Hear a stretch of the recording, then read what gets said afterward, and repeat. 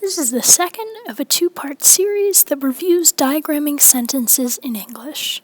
If you need to review some of the basic rules to diagramming sentences, please go back to part 1 of this series to learn things such as separating the subject from the verb and the verb from the direct object.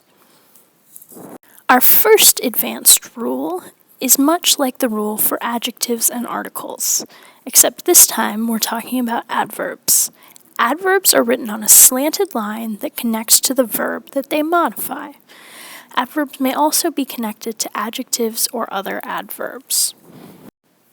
If our sentence is monkeys happily eat bananas, we take the subject, monkeys, the verb, eat, and the direct object, bananas. We place them together and underline them. Next, we separate the subject from the verb with a vertical line that crosses through the underline, just like always. Next, we separate the verb from the direct object with a vertical line that does not cross the underline. Then we ask ourselves, how do the monkeys eat the bananas? Since we answer that question with happily, happily describes how they eat. Happily and eat must be connected together. So we place happily on a diagonal line that comes off from eat. Eat and happily are a unit. Here's another advanced rule. If you have compound subjects, compound objects, or compound verbs, they're written with branching lines. The branches are connected with a dotted line with the conjunction written on it. If our sentence is, monkeys love bananas and gorillas, the first thing we have to do is identify that the direct object is a compound direct object. Monkeys love both bananas and gorillas. So, what we do is we pull out the subject, monkeys, the verb, love, and then our two direct objects, bananas and gorillas. We place monkeys and love on a line together, and we underline it. We separate our subject, monkeys, from our verb, love, with the vertical line that crosses through the underline. Now we have two direct objects, so we need to draw our vertical line that does not cross the underline before and. This indicates that we're heading into the direct object portion of the diagram. But we have two direct objects, and we need to connect both of them to the main underline. So we draw a branch that goes up to bananas and underlines bananas, and we draw a branch that goes down to gorillas and underlines gorillas. To show that these are connected, we put a dotted line to connect them, and we write our conjunction and on the dotted line. There's even more advanced rules. When you have a prepositional phrase, it connects to the verb. The preposition is written on the slanted line, and the noun of the prepositional phrase is written on a line parallel to the underline.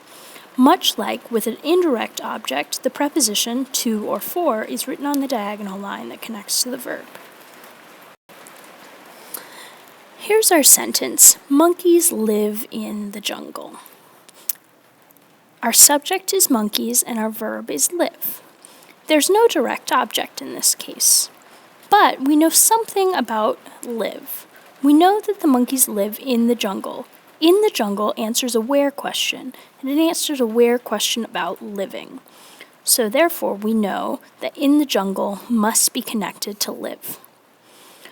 We take our subject and our verb and put them together and underline them. Because there's no direct object in the sentence, there's no direct object in the diagram. Then we separate the subject, monkeys, from the verb, live, with the vertical line that crosses through the underline. In describes where the monkeys live, so it needs to connect to live. It does this on a diagonal line, and we know more information about just where the monkeys live. They live in the jungle, so the jungle needs to be on an underline that connects to the diagonal line. Jungle has an article, the, so if you remember back to our basic rules, the and jungle form a unit, so they need to be touching, with the written on the diagonal line. There's one more advanced rule, and it's a little complicated.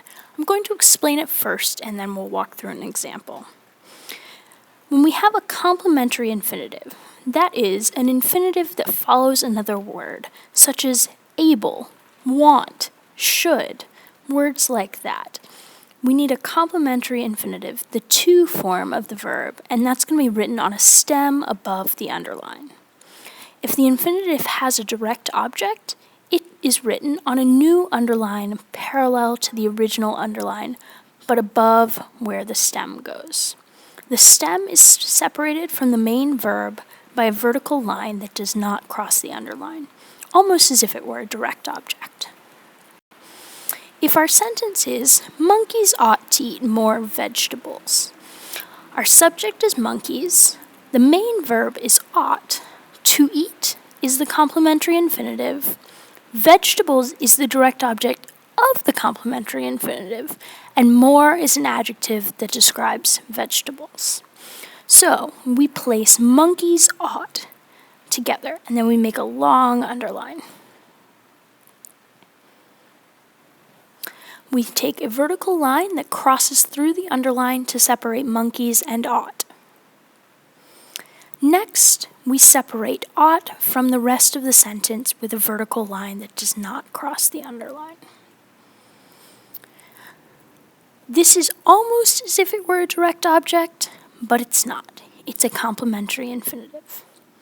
So, what we do is we draw a stem off the main underline. And we take that stem up to eat. We draw an underline under eat and vegetables. And we draw a slanted line under to, because to connects down to eat.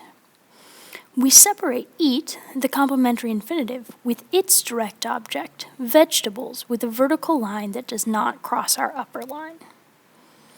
And then, because more is a unit with vegetables, it's an adjective that describes the vegetables, we connect it with a diagonal line to vegetables.